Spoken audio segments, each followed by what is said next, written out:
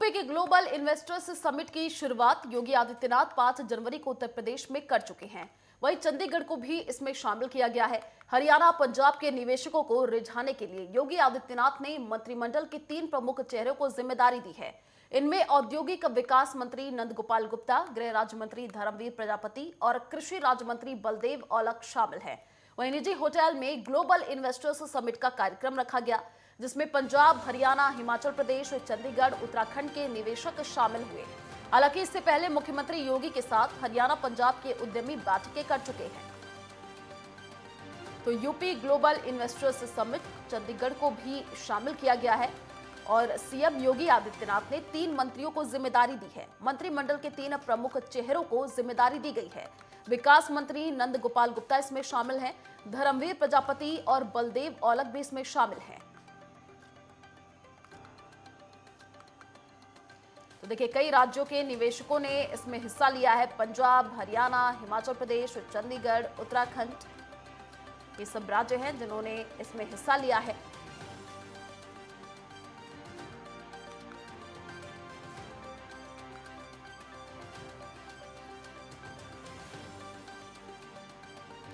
तो सीएम योगी आदित्यनाथ ने 3 मंत्रियों को जिम्मेदारी दी है और मंत्रिमंडल के 3 प्रमुख चेहरों को ये जिम्मेदारी मिली है। UP global investors summit Chandigarh को भी इसमें शामिल किया गया है। ये बड़ी अपडेट आपको दे रहे हैं। धर्मवीर प्रजापति और बलदेव औलख इसमें शामिल।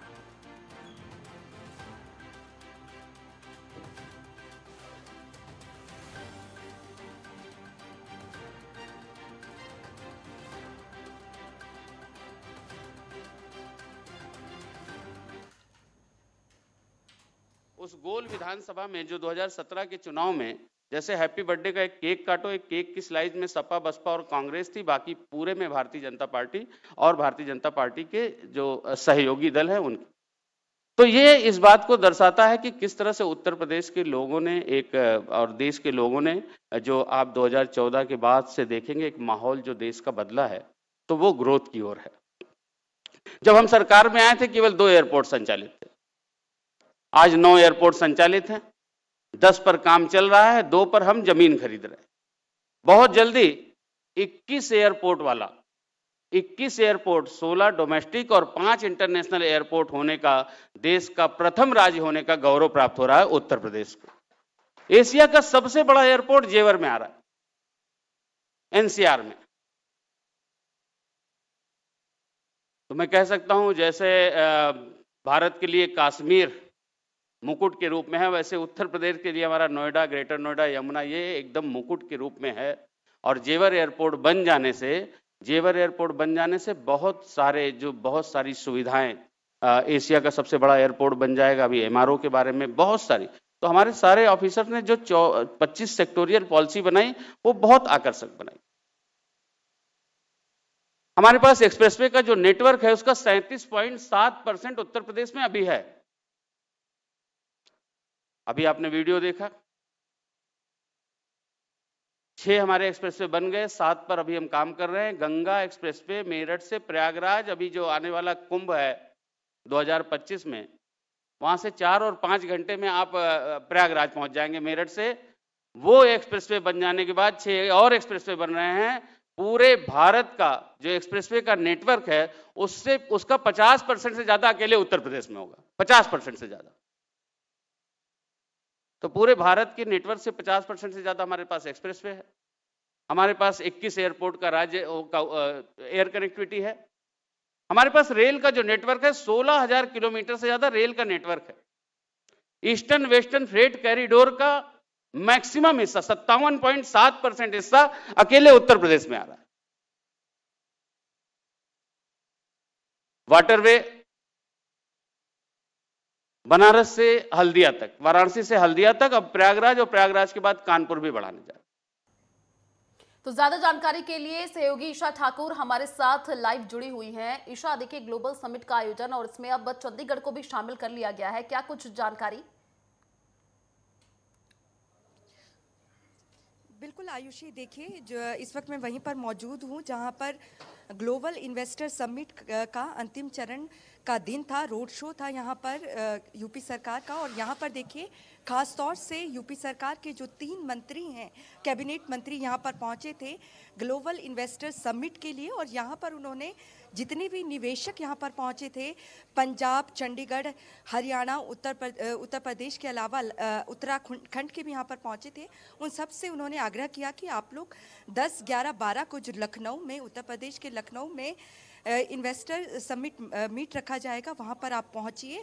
और यहाँ पर देखिए जो देखने वाली बात थी वो ये थी कि तीनों कैबिनेट मंत्रियों की तरफ से ये दोहराया गया कि उत्तर प्रदेश को, जो योगी आदित्यनाथ उत्तर प्रदेश के मुख्यमंत्री हैं, उन्होंने उत्तम प्रदेश बनाया है। अब उत्तम प्रदेश से इसको सर्वोत्तम प्रदेश बनाना है।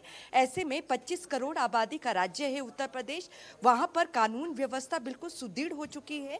जो भी निवेशक वहाँ पर पहुँचेंगे उन्हें सुरक्षित माहौल दिया जाएगा। बार बार यहाँ पर जिक्र किया गया कानून व्यवस्था का। उनका कहना है कि एक तरफ से जब योगी सरकार उत्तर प्रदेश में आई, माफिया राज का खात्मा वहाँ पर किया गया और माफिया राज के अलावा गुंडा राज जो था उसका भी खात्मा किया गया। तो ऐसे में एक आग्रह यहाँ पर जितने भी इन्वेस्टर पहुँचे थे उनसे किया गया कि सुरक्षित माहौल दिया जाएगा, तो इसलिए आप लोग वहाँ पर पहुँचे। इसके अलावा यहाँ पर जिक्र भी किया गया कि विदेशों से भी जो MOU है वो इन्हें मिल रहे हैं, प्रस्ताव मिल रहे हैं। 7 लाख से ज़्यादा का प्रस्ताव इस वक्त उत्तर प्रदेश सरकार को मिल चुका है। लेकिन देखने वाली बात हो कि 10, 11, 12 फरवरी को जब ग्लोबल इन्वेस्टर समिट रखा गया है उत्तर प्रदेश के लखनऊ में, वहाँ कितनी MOU साइन होती है। अभी तक अलग अलग राज्यों में गुजरी है उत्तर प्रदेश की सरकार के जितने भी मंत्री हैं उनकी ये यात्रा। और उनकी तरफ से जिक्र भी किया गया कि चेन्नई जैसे बड़े शहर में भी पहुंचे थे, हैदराबाद पहुंचे थे, मुंबई, कोलकाता, ये तमाम वो राज्य हैं जहां पर पहुंचे थे। लेकिन यहां पर ख़ास तौर से देखिए, क्योंकि इंडस्ट्री का हब जिसे माना जाता था पूरे देश भर में, वो पंजाब सूबा है। लेकिन इंडस्ट्री अब पंजाब से लगातार पलायन कर रही है। यहाँ पर जिक्र भी किया गया औद्योगिक विकास मंत्री जो हैं उत्तर प्रदेश के नंद गोपाल गुप्ता, उनकी तरफ से। और इसके साथ साथ जो कृषि मंत्री हैं बलदेव औलख उत्तर प्रदेश के, उनका कहना है कि पंजाब की कानून व्यवस्था से कई गुना सुदृढ़ है उत्तर प्रदेश की कानून व्यवस्था। और उत्तर प्रदेश की सरकार का मकसद है कि किस तरीके से जो राज्य है उसको विकसित किया जा सके। तो उनकी तरफ से कई विकास कार्य यहाँ पर गिनवाए भी गए। लेकिन देखना ये होगा, हालांकि दावे अनेकों यहाँ पर उत्तर प्रदेश के जो 3 कैबिनेट मंत्री हैं उनकी तरफ से किए गए। और उनकी तरफ से ये भी जिक्र किया गया कि चंडीगढ़ जैसा शहर क्यों महत्वपूर्ण है, ये आप इससे अंदाजा लगा सकते हैं कि 3 मंत्रियों को यहाँ आना पड़ा। एक लेखा जोखा उन्होंने उत्तर प्रदेश सरकार का दिया और एक यहाँ पर वीडियो संदेश भी योगी आदित्यनाथ जो कि उत्तर प्रदेश के मुख्यमंत्री हैं उनका यहाँ पर साझा किया गया। तो ऐसे में जितने भी निवेशक यहाँ पर पहुँचे थे कहीं ना कहीं वो इच्छुक भी नजर आए। तमाम राज्यों से यहाँ पर पहुँचे थे, पंजाब, हिमाचल, उत्तराखंड से भी यहाँ पर लोग पहुँचे थे। तो ऐसे में अब देखना होगा कि 10, 11, 12 को कितने MOU उत्तर प्रदेश की सरकार के साथ जो निवेशक है और भिन्न भिन्न प्रकार के जो इन्वेस्टर हैं वो साइन करते हैं। जी बिल्कुल ईशा, देखिए CM योगी आदित्यनाथ उत्तर प्रदेश को उत्तम प्रदेश बनाने में जुटे हुए हैं और जाहिर सी बात है MOU साइन होंगे, उसके बाद से रोजगार बढ़ेगा यूपी में। और भी ज़्यादा जो लोग बाहर आते थे यूपी से, क्योंकि ये देखा गया था कि लोग जॉब करने के लिए बाहर जाते थे, अब जाहिर सी बात है यूपी में ही लोगों को रोजगार मिलेगा। बिल्कुल, देखिए आयुषी, यहाँ पर बार बार जिक्र किया जा रहा है कि जो यूपी सरकार है वो राज्य को आगे तो बढ़ा ही रही है, राज्य का विकास करने के साथ साथ संस्कृति को भी आगे बढ़ाने का काम किया गया है। अयोध्या का यहाँ पर जिक्र किया गया, वाराणसी का यहाँ पर जिक्र किया गया और बताया गया कि किस तरीके से देश की संस्कृति के साथ भी इस वक्त जो राज्य सरकार है वो जुड़ी हुई है। और केंद्र की मोदी सरकार और राज्य सरकार दोनों मिलकर राज्य का विकास तो कर रहे हैं, लेकिन उसके साथ साथ संस्कृति का विकास भी कर रहे हैं।